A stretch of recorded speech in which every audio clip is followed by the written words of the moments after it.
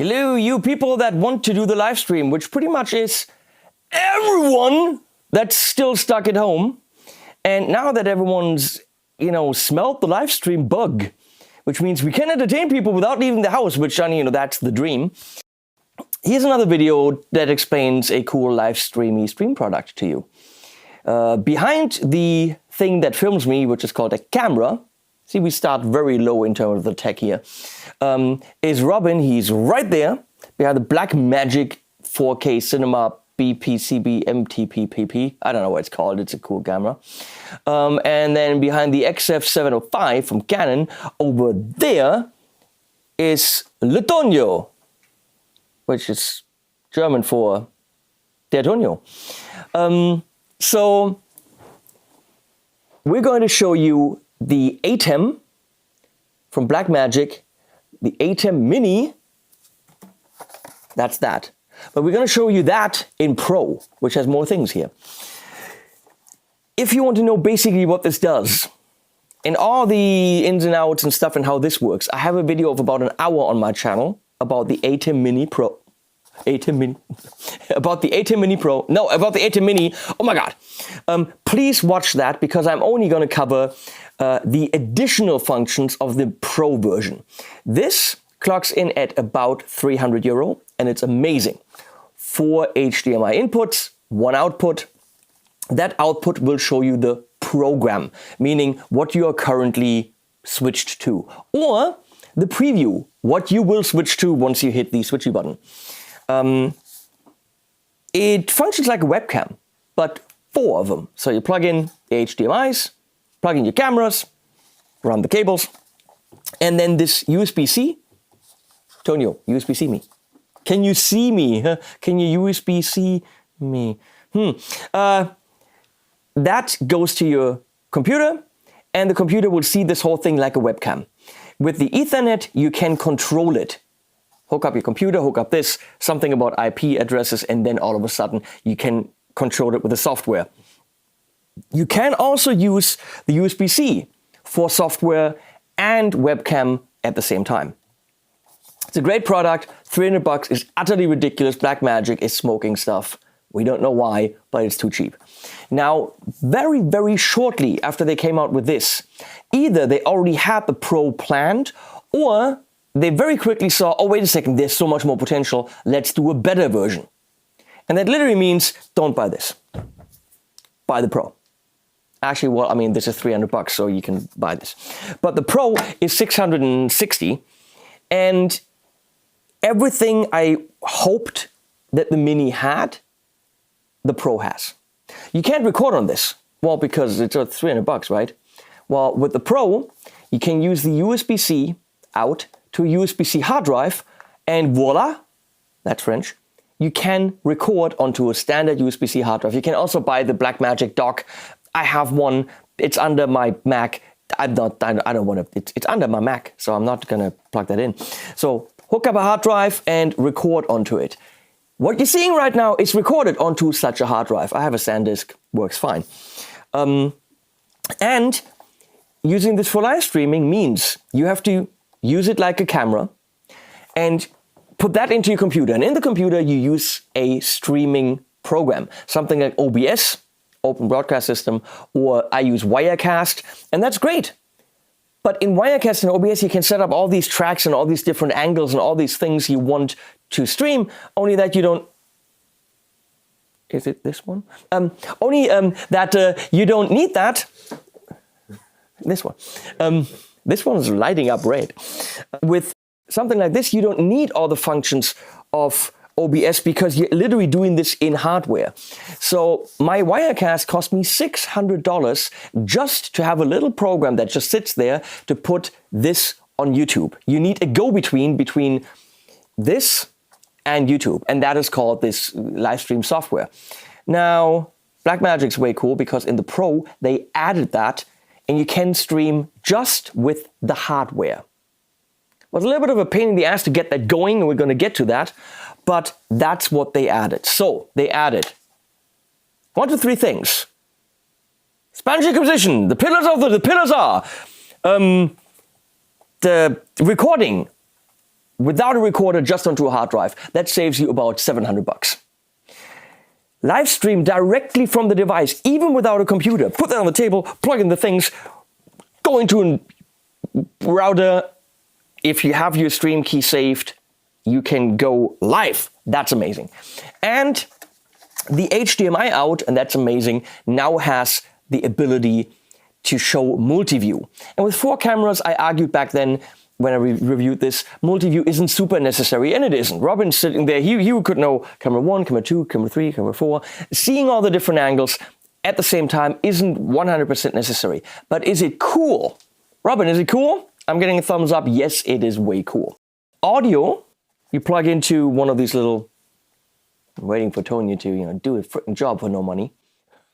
These mini plugs, which works rather well. Right now I have a Sennheiser XSWD,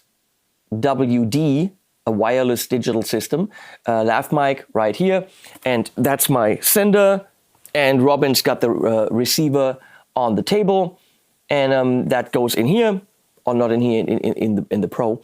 You get what I'm trying to say. And that's fine. But you guys, it's what you get for unpaid, help. You get what you pay for. Crap! Apparently you get crap, that's what you get. So, there are different options for audio. So, if I want to turn that mic on, I push this button up here, the on button. But you can also use any mic in any of the cameras. Oh, he's pointing, It's this camera. Hello, people.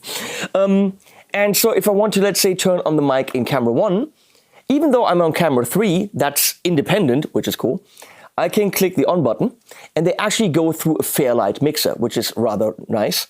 So I click on here, and to demonstrate that, I have wired a shotgun mic into the Blackmagic Pocket Cinema camera. Maybe, Tony, you can actually show the shotgun mic. So, Robin, turn this one off and turn the shotgun on. And there we go. I can actually see it on the levels because I see a little screen of what Robin sees. I can see the levels in the shotgun. That mic needs phantom power. And the Pocket Cinema camera can actually provide that. So it's wired with XLR into the Pocket Cinema, providing phantom power. And then as long as that is clicked, is on. You can also do it so that it's only on when he goes to that camera. So if he goes to Tonio's camera could have the audio on. If he goes to, the main cam, only that audio is on. That's all possible. There's transitions, there's picture-in-picture, all that good stuff. But most certainly the most interesting thing is, oh yeah, beautiful. That's not cheesy at all. That's better. So we look at the multi-view and what it can do. We look at... Hey, Robin, switch to the other mic again. I think it sounds a little bit, more direct because, well, it's right on my frickin' throat. It's got a frickin' throat mic. FT. Frickin' throat mic, that's what it is. I know you expected a techie video. It's not. Where am I? We're looking at the multi-view, we're looking at the recording, and we've already done a live stream with it. We can't show you the live streamy thing, but we show you how it's technically set up, okay?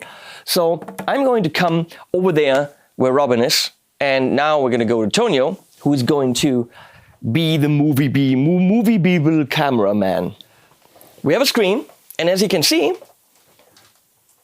we can actually see preview, program. So in the software, I could have something else here, so that I know for the next transition, if I do an auto transition, all of a sudden it goes to that, and then it switches around. And then I say, oh, I want the next camera, I want that. And that happens.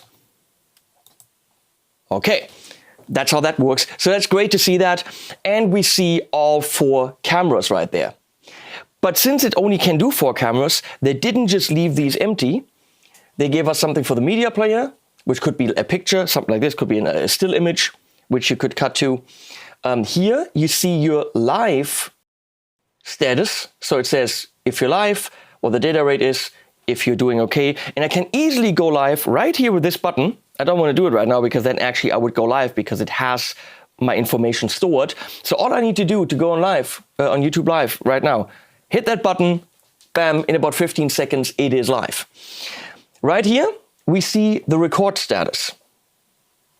We've been recording for 11 minutes.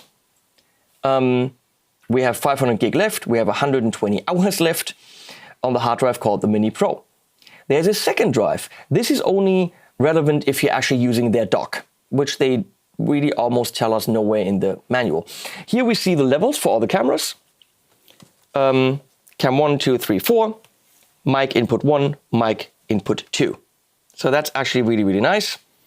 And of course, if you want to see more settings, I can go into the audio pane right here, and we can really see there's a compressor, there's an EQ. This is very, very, very nicely done. And you can set this all up there. The thing that's missing, even though you have little sliders at the bottom, what's missing on this hardware is a headphone out. Now that would be very important so that Robin can sit here and actually monitor the audio. Is it too loud? Is it distorting? The only way to actually monitor that, if I'm hitting the on-air button, is going into the live stream and listening to it. Why Blackmagic omitted that, I don't know. Now I have another way of actually checking that. I could go listen on the monitor here, or I have actually a second monitor hooked up in the front where I can go and plug in headphones. So I have a way to monitor that, but you might not have that. So I think there's volume here, I don't know. So if you're going through a TV, yeah, you could check your levels on the TV, but that's not the best way to do it. This literally should have a little mini jack out and we'd be good. So operation is fairly simple. You just click the buttons. If I wanted a transition, I go to auto and see, now it's doing that. I pick a different one. It does a really cheesy one. So it's fairly simple how that works. We have a record, start, stop. You can do it right from the hardware. It'll record onto this disk right here. So that's where the thing is going right now that we're looking at. And this is actually an interesting section right here, because that determines what comes out of the HDMI. Right now we're looking at the multi-view, right? Well, we can go show the monitor, and if I hit 1, it is going to show me what is on camera 1. Right now we're still recording camera 4 because that's the active one, but I can actually go and look at the shot if I wanted to set that up, if I wanted to focus, you know. I can go to multi-view, or I can go to program, which is right now what's being recorded. So if I switch around, it's showing me program. The big benefit of having a screen like this and going to, let's say, camera number 1, if I do something on that camera, I can go and really look at the detail. So let's say, for example, I'm remote controlling this one. Look at the screen. See how it's going out of focus? I can really focus and make sure that I have the thing in focus that's important. So, and then I go back to multi-view and I see everything in. So that's a great addition. Overall, they did a fantastic job in giving me record capability, giving me the ability to go straight to YouTube, Facebook, or Twitch. Those are the 3 things that are supported right now, by setting it up in the computer and hitting on air. Now, connectivity, let's go to this. It's a little bit of a pain in the ass.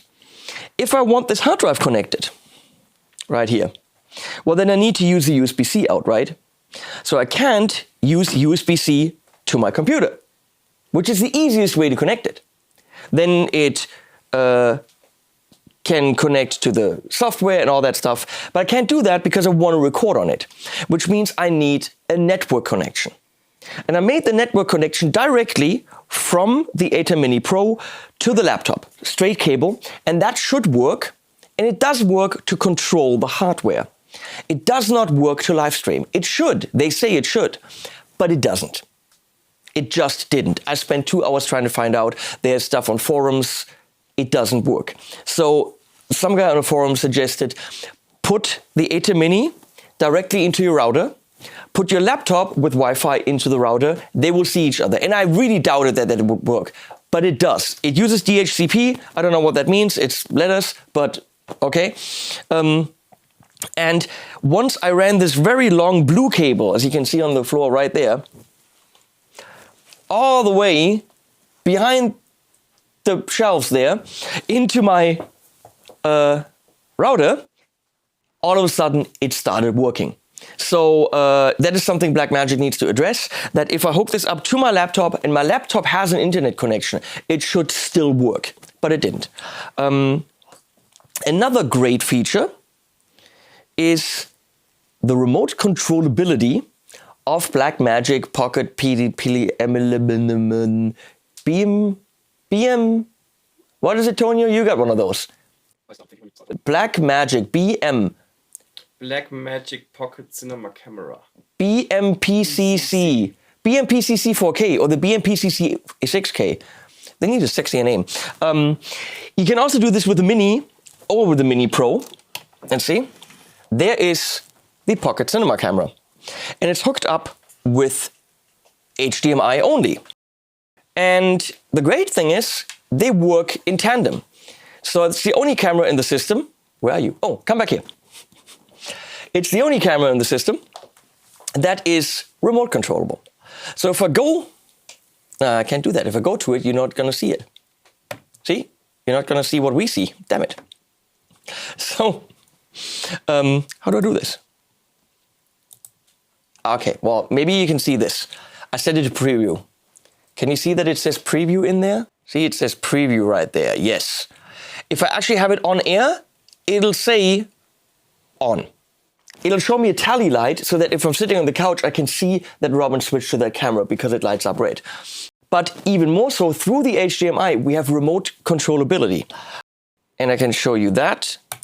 So I can see my camera 1 right here. Okay, and you can see the picture from camera 1. So I can actually change the exposure. See that? Can change the exposure. I can change the shutter speed. I can change the white balance. I have full color wheels here. Look at this. Woo! You can completely color correct it. And now I messed it up. There we go.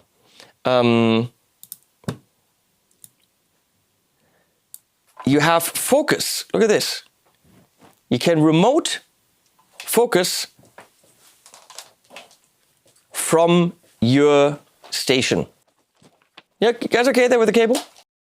So if you're using Blackmagic Pocket Cinema cameras, they're perfectly in tune with the system.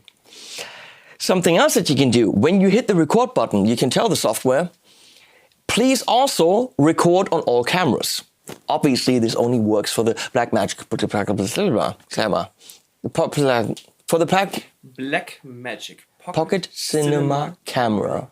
Thank you, Tonio. And this only works for the Blackmagic Pocket Cinema camera. The idea is, you're doing this whole live stream, let's say in 4K, and you're doing this whole live stream in 1080, but you're using only Blackmagic Pocket Cinema cameras. And then you say record on all cameras, and all these cameras are actually internally recording as well at the same time. You don't have to walk around going click, click, click, click, click. No, you just hit record and all of them go into record mode. The problem is it will only work in Blackmagic RAW, which with a 128 card allows me 21 minutes of record time right now.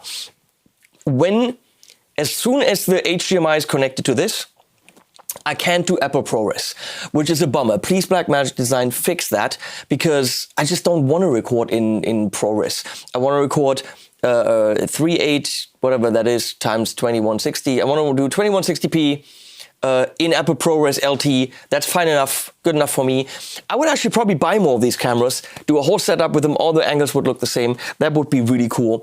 But right now, if I hit that record all cameras, it automatically goes into Blackmagic RAW, which is just overkill. It's complete overkill. But you can record in 4K. This is HD, but the cameras internally would record 4K. That's great. That being said, we had a little bit of a problem getting the live stream to work, which is right now why we have it directly in the router. It's something that Blackmagic has to address. We know that the all cameras on record is great, but also I think should go to a smaller kind of codec. The last thing I want to urge you to understand is, yeah, this is $660, but you're not done with that. And that's something I want to talk about. You need more than just the thing. You need the camera. But let's say you even have the camera. It's kind of pointless to have a switcher with HDMI, because HDMI cables can be, if you want a good signal, 5 meters long. With 10 meters, if you have micro HDMI, it's already a problem. I've been through this where I had black screens because not enough signal was coming through. It is an issue. So if you're using a cable like this one, this is what you need for most cameras, like a micro HDMI to HDMI. This is not the longest cable. So your cameras will be positioned kind of around the switcher. If you're doing a stream where you have kind of an angle from there, kind of there, but everything is kind of around the actual switcher, that's fine. But if you're doing, let's say, a band rehearsal, a band performance on stage, you want a camera way back showing the whole stage. You want a camera way on the right going over there. You want a camera way on the left going over there. They'll be spaced out 10, 20, 30 meters. If you're doing a theater performance, some theaters are now going to live streams to, do the job. Then HDMI isn't going to cut it. So I recommend figuring in a budget when you buy this for HDMI to SDI converter. Blackmagic sells a bidirectional converter for about $77.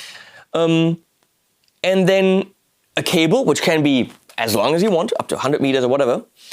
And then another SDI to HDMI converter so that it can go into the switcher. So technically, think about every camera that you have, you need an additional $200. The 2 converter boxes, 2 HDMI cables, and the long SDI cable, and they can be pricey. So that's definitely something you want to think about when you invest in a system. Yes, you might say, I already have that camera, that camera, that camera. First of all, when the cameras are different, they will look different. Making them look the same can be quite difficult depending on the cameras you have. If they don't have SDI, which they probably don't, because if you're investing in something like this, you don't have SDI, which is a professional kind of a thing, cameras. So think about either the camera is going to be very close to the switcher, because it's right on the desk where you're working, that's all good. Or if they need to be further away, add another $200 to your budget so that you can have the little converter box, SDI cable, another converter box. I'm going to show you what I mean, because I did it in some way. The camera that Tonio is using has an SDI out. What I can't actually put that into the switcher, can I? Because it's got HDMI. Can you still follow me? All these terms. So Tonio has a really long green cable that is going into a little, no, Tonio, not that. That is going into a little converter to HDMI. And then this camera over there, and camera number 3, is actually a Blackmagic Design studio camera, which only has SDI out, and that's also going into a little converter. So I'm going to show you the camera setup, and then we're kind of done. I just want you to get an idea of what you need to do a video like this. First of all, you need light. Interestingly, I don't want to brag, and really not, but just to understand, the lighting right now that's on me is about 7,000 euro. So yeah, you can actually do that for a couple $100, but you need decent lighting. So I'm going to show you all the stuff. Over here, we're going to start with the Blackmagic studio camera. SDI out. That's a fixed lens. Zooms in quite far. I can't see what's on the back because I don't fit back there. But we have one SDI cable, and that runs right there. And now Tonio probably has to follow me with the camera again. Sorry, Tonio. I'll build it up first. So it goes to this little converter box right here. SDI to HDMI, and then I have a 2 meter, relatively inexpensive HDMI cable going to the switcher. I also have the HDMI out from the switcher going into this little Atomos screen. I have Blackmagic Video Assist as well, but that one was closer to grab. And now I can actually see what Robin sees as well. So I'm going out of the switcher into this, and then just channel it through into Robin's screen, so that when I'm sitting on the couch over there, let's go on the couch together, come on. That's me and my camera guy. And that's what we see now. It's nice that actually, if we don't want people to see this, it looks just like a couch, different angles, totally fine. No, show that, that's fine. Why? That's good. Zoom in on the screen, because that's what I want to point out, that it's nice for someone that's sitting in front of the camera to have a little bit of feedback of what the switcher is up to. If it's your video, you know, it's nice to know, okay, now go to that, or being able to see if I'm holding something, you know, holding it correctly, so, you know, I can actually interact with the cameraman. Here's a Blackmagic with a shotgun mic that we can switch to if we want to. And very interestingly, I have this camera. And I did this so that you can see that you don't need all this expensive stuff. So go to this little thing, Robin, which is a little Sony RX100 IV. And you can see that Tonio has a big-ass camera. Turn that sideways. So this has SDI out, it's got tons of things, 4K. That's the Canon XF705, clocks in at $6,500. The one that's filming it right now, this thing, you can get for like $500-600. And it has a Zeiss lens, it has zoom. It's a dandy little camera. And the great thing about it is, I'm powering it with a battery pack right now for hours, going out HDMI with the red cable directly into the switcher. But the problem is, as you can see, I really can't be much further away than I already am. So if I wanted to be, come back to me, I mean, right now, you see the cable's already lifting off the ground, and you don't want that. So realistically, using HDMI, you do not have a lot of space around the switcher to be at, which is why I recommend getting boxes like this one, where you go in with the HDMI, then you have long cables that can run to the switcher. That way I could literally have this camera up in the garden, I could have it up on a different level in the house even. So that's absolutely a possibility. Meaning, yes, this switcher is only $660. This one's only, $300. But don't underestimate the stuff around it that you need to make a good live stream / a good multicam video. All these need to be powered. You don't want to rely on batteries. If you want someone like Tonio actually moving around, which is great. First of all, he's not cheap. I had to buy him pizza, goddammit. So and then Robin pizza. It's not with fungi. A fungi pizza. Dirty fungi. Yeah. He's a fun guy. So don't forget that it's not just this. And you might say, okay, but you can use small little cameras. You don't even need an RX100. You can use any kind of little camera. It does format conversion. You can even use your iPhone or your iPad. Okay, as long as it does 180p out, that's fine. It's what the. Just try to be cool. Okay, well, yeah, you keep on trying. So just know that there's more stuff you need, okay? Realistically, even a budget 4-camera setup with a Mini or Mini Pro, couple cameras, lights. What? I'm the silent show host. That wasn't silent, you were talking. Even a budget setup will easily run you $2,500. But if you only need maybe 1 or 2 cameras, then of course less. I highly recommend getting the Blackmagic system. But of course 4 of those with lenses will run you about $6K. But that's a nice setup. Okay, that was me. I freaking love how they've taken this it made it a lot more usable with the multi-view and the direct streaming, which is kick-ass. Is it a setup that looks as simple and small as in their pictures? Where it's just like, oh, here's a laptop, and here's a little switcher, and here's a little video assist. Blackmagic's pictures are beautiful, but that's obviously bullshit because... Go to Tonio. Go show under the table, Tonio. See? Because that's what they don't show you. They don't show you the power supplies for the cameras, the tripods, the lights. Whatever you do, you're not going to have a super elegant, simple setup like on the Blackmagic website. However, this is, I would say, the best and cost-effective live stream and multicam recording solution. Recording now, especially because the ATEM Mini Pro has that hard drive recording capability. Oh God, did I breathe once in this video? No, I didn't. I need something with a little, a little bit of water with some lemon in it. We're gonna do that.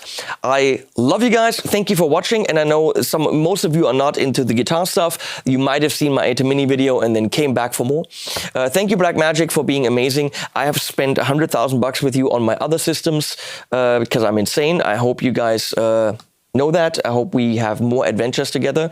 I really don't need these. I yet will absolutely not let them go because I really want them. And really. Want what you really want. Yeah, what I really want is more ATEMs. This is my fourth one. I have an ATEM Mini, and I have an ATEM Mini Pro, I have an ATEM 1ME, and I have an ATEM 4ME. They have the Constellation 8, which is only $10,000 and has 44K inputs. You should save your breath, which means in German, ATEM. ATEM. Wow. Tonio, lame joke. You guys have been awesome. Thanks to Robin. Thanks to Tonio. And Animals at the end.